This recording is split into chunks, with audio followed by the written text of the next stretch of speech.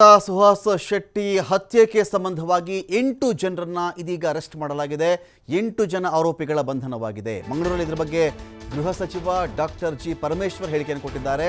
ಸಫ್ವಾನ್, ಕಲಂದರ್ ಶಾಫಿ, ಮುಜಮ್ಮಿಲ್, ರಿಜ್ವಾನ್, ಕಳಸಾ ಮೂಲದ ರಂಜಿತ್, ನಾಗರಾಜ್ ಬಂಧಿತ ಆರೋಪಿಗಳಿದರಲ್ಲಿ. ಪ್ರಮುಖ ಆರೋಪಿಗಳು ಇವರೆಲ್ಲರೂ ಕೂಡ ಯಾರ್ಯಾರು? ಸಫ್ವಾನ್ ಗ್ಯಾಂಗ್ ಇದರ ಹಿಂದೆ ಇದೆ ಅಂತ ನಿನ್ನೆ ಅನುಮಾನ ಇತ್ತು. ಅದೇ ಪ್ರಕಾರವಾಗಿ ಸಫ್ವಾನನ್ನು ಇದೀಗ ಅರೆಸ್ಟ್ ಮಾಡಲಾಗಿದೆ. ಸಫ್ವಾನ್ ಮತ್ತು ಪ್ರಶಾಂತನ ನಡುವಿನ ಒಂದು ಕದನದಲ್ಲಿ ಎಂಟ್ರಿ ಆಗಿದ್ದವನು ಸುಹಾಸ್ ಶೆಟ್ಟಿ. ಸಫ್ವಾನ್ಗೂ ಪ್ರಶಾಂತನಿಗೂ ಆಗ್ತಾ ಇರಲಿಲ್ಲ. ಸಫ್ವಾನ್ಗೆ ಪ್ರಶಾಂತ್ ಇರದಿದ್ದ. ಇದೇ ಪ್ರಶಾಂತನನ್ನು ಹೇಗಾದರೂ ಮಾಡಿ ಮುಗಿಸಬೇಕು ಅಂತೇಳಿ ಸಫ್ವಾನ್ ಗ್ಯಾಂಗ್ ರಿಪೀಟೆಡ್ ಅಟೆಂಪ್ಟನ್ನು ಮಾಡಿತ್ತು. ಆ ಎಲ್ಲ ಅಟೆಂಪ್ಟ್ಗಳನ್ನು ಫೇಲ್ ಮಾಡಿದ್ದವನು ಸುಹಾಸ್ ಶೆಟ್ಟಿ. ಕಾರಣ ಒಂದೇ, ಪ್ರಶಾಂತ್ ನನ್ನ ಗೆಳೆಯ ಅಂಥೇಳಿ, ನನ್ನ ಗೆಳೆಯನನ್ನು ನಾನು ಮುಗಿಸೋಕ್ಕೆ ಬಿಡಲ್ಲ ಅಂತ ಶಪಥ ಮಾಡಿ ನಿಂತಿದ್ದ ಇದೇ ಸುಹಾಸ್ ಶೆಟ್ಟಿ. ಇವನು ಎಲ್ಲಿವರೆಗೂ ಈ ಸುಹಾಸ್ ಶೆಟ್ಟಿ ಬದುಕಿರ್ತಾನೋ ಅಲ್ಲಿವರೆಗೂ ಪ್ರಶಾಂತನನ್ನು ಏನೂ ಮಾಡೋಕ್ಕಾಗಲ್ಲ. ಈ ಒಂದು ಕಾರಣದಿಂದಾಗಿ ಮೊದಲಿಗೆ ಸುಹಾಸ್ ಶೆಟ್ಟಿನ ಮುಗಿಸಿದ್ರೇ ಆಮೇಲೆ ಪ್ರಶಾಂತನ ಮುಗಿಸೋದು ನಮಗೆ ಈಸಿ ಅಂತೇಳಿ ಸಫ್ವಾನ್ ಗ್ಯಾಂಗ್ ನಿರ್ಧಾರಕ್ಕೆ ಬಂದಿರಲಿಕ್ಕೂ ಸಾಕು. ಪ್ರಶಾಂತ್ ಮೇಲೆ ರಿಪೀಟೆಡ್ ಅಟೆಂಪ್ಟ್ಗಳಾಗ್ತವೆ. ಫೇಲ್ ಮಾಡಿದವನೇ ಸುಹಾಸ್ ಶೆಟ್ಟಿ. ಸಫ್ವಾನ್ಗೂ ಪ್ರಶಾಂತನಿಗೂ ಕಿರಿಕಿತ್ತು. ಈ ವಿಚಾರದಲ್ಲಿ ಸಂಧಾನ ಮಾಡೋಣ ಬಾ ಅಂಥೇಳಿ ಪ್ರಶಾಂತ್ ಸಫ್ವಾನ್ ಕರೆದು ಒಂದು ಕಡೆ ಸೇರಿದ್ರು. ಆಗ ಪ್ರಶಾಂತ್ ತನ್ನ ಬಳಿ ಇದ್ದಂಥ ಡ್ಯಾಗರ್ನಿಂದ ಸಫ್ವಾನ್ಗೆ ಇರಿದಿದ್ದ. ಇದೇ ಸೇಡಿನಿಂದ ಪ್ರಶಾಂತನಿಗೆ ಪಾಠ ಕಲಿಸಬೇಕು ಅಂತೇಳಿ ಸಫ್ವಾನ್ ಗ್ಯಾಂಗ್ ಪ್ಲಾನ್ ಮಾಡ್ಕೊಳ್ತಾ ಇತ್ತು. ಆದರೆ ಪ್ರಶಾಂತ ಸರಿಯಾಗಿ ಏಟಿಗೆ ಸಿಗ್ತಾ ಇರಲಿಲ್ಲ. ತಪ್ಪಿಸ್ತಲ್ಲಿ ಇದೇ ಸಂದರ್ಭದಲ್ಲಿ ಗೃಹ ಸಚಿವರು ಬರೀ ಸುಹಾಸ್ ಶೆಟ್ಟಿ ಬಗ್ಗೆ ಮಾತಾಡಿಲ್ಲ. ಮೊನ್ನೆ ಸುಮಾರು 15-20 ಜನ ಸೇರಿಕೊಂಡು ಅಶ್ರಫ್ ಎನ್ನುವವನು ಪಾಕಿಸ್ತಾನಕ್ಕೆ ಜಿಂದಾಬಾದ್ ಹೇಳ್ದ ಅಂತ ಮುಗಿಸ್ಬಿಟ್ರು ಅಂತ ಹೇಳ್ತಾರೆ. ಜಿಂದಾಬಾದ್ ಹೇಳಿದ್ದಕ್ಕೆ ಸಾಕ್ಷಿ ಇದೆಯಾ, ಪುರಾವೆ ಇದೆಯಾ, ವಿಡಿಯೋ ಇದೆಯಾ, ಧ್ವನಿ ಇದೆಯಾ? ಸದ್ಯಕ್ಕೆ ಯಾವುದೂ ಲಭ್ಯ ಇಲ್ಲ. ಆದರೆ 20 ಜನ ಈ ಥರ ಅವನ್ನ ಹೊಡೆದು ಸಾಯಿಸಿದ್ರು. ಯಾವುದೇ ಸಮುದಾಯದವರಾಗಿರಲಿ ಈ ಥರ ಕೊಲೆಗಳನ್ನು ಮಾಡುವವರನ್ನು ನಾವು ಬಿಡಲ್ಲ ಅಂಥೇಳಿ ಮೆಸೇಜನ್ನು ಕೊಟ್ಟಿದ್ದಾರೆ ಗೃಹ ಸಚಿವರು. ಕಾನೂನು ಉಲ್ಲಂಘನೆ ಮಾಡೋಕ್ಕೆ ನಾವು ಬಿಡಲ್ಲ ಅಂಥೇಳಿ ಪರಮೇಶ್ವರ್ ಅವರು ಹೇಳಿದ್ದಾರೆ.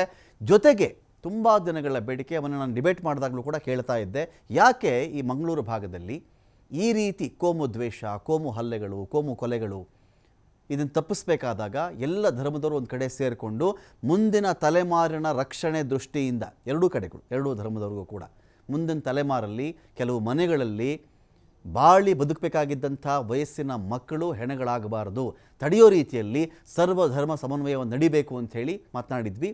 ಇದೀಗ ನೋಡಿದ್ರೆ ಪರಮೇಶ್ವರ್ ಅವರು ಆ್ಯಂಟಿ ಕಮ್ಯುನಲ್ ಫೋರ್ಸ್ ಅದನ್ನು ರಚನೆ ಮಾಡ್ತೇವೆ ಅಂತ ಮಾತು ಕೊಡ್ತಾ ಇದ್ದಾರೆ. ಕೋಮು ಸಂಘರ್ಷ ತಡೆಗೆ ಎಲ್ಲ ಕ್ರಮಕ್ಕೆ ಸೂಚನೆ ಕೂಡ ಕೊಟ್ಟಿದ್ದಾರೆ ಅವರು. ಪ್ರಚೋದನಕಾರಿ ಭಾಷಣ ಯಾರಾದರೂ ಮಾಡಿದ್ರೆ ಕಠಿಣ ಕ್ರಮ ತೆಗೆದುಕೊಳ್ತೀವಿ ಅಂತ ಬಿಜೆಪಿ ನಾಯಕರ ವಿರುದ್ಧವಾಗಿಯೂ ಕೂಡ ಪರಮೇಶ್ವರ್ ಆಕ್ರೋಶವನ್ನು ಹೊರಹಾಕಿದ್ದಾರೆ.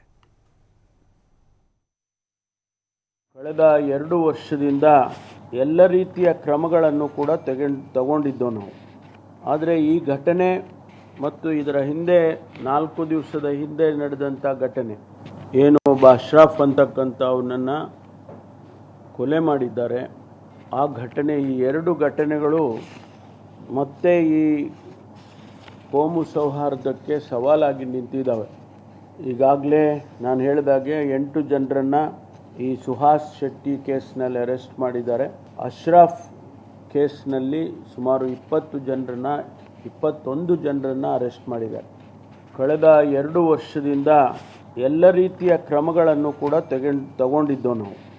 ಆದರೆ ಈ ಘಟನೆ ಮತ್ತು ಇದರ ಹಿಂದೆ 4 ದಿವಸದ ಹಿಂದೆ ನಡೆದಂಥ ಘಟನೆ ಏನು, ಒಬ್ಬ ಅಶ್ರಫ್ ಅಂತಕ್ಕಂಥ ಅವನನ್ನು ಕೊಲೆ ಮಾಡಿದ್ದಾರೆ. ಆ ಘಟನೆ, ಈ 2 ಪೊಲೀಸ್ ಆ್ಯಸ್ ಎ ಗೌರ್ಮೆಂಟ್ ನಾವು ಯಾರೂ ಮಾಡಿಲ್ಲ. ಯಾರು ಅವರು ಒಂದು ಪಕ್ಷಕ್ಕೆ ಸೇರಿದವರು ಅಂತ ಹೇಳ್ಕೊಳ್ತಿದ್ದಾರೆ, ಅವರು ಮಾಡಿದ್ದಾರೆ. ಅವರಿಗೆ ಅದು ಅರಿವಿರಬೇಕು. ಅವ್ರ ಮೇಲೆ 5 ಕೇಸ್ ಇದೆ, including the murder case, 2 murder case.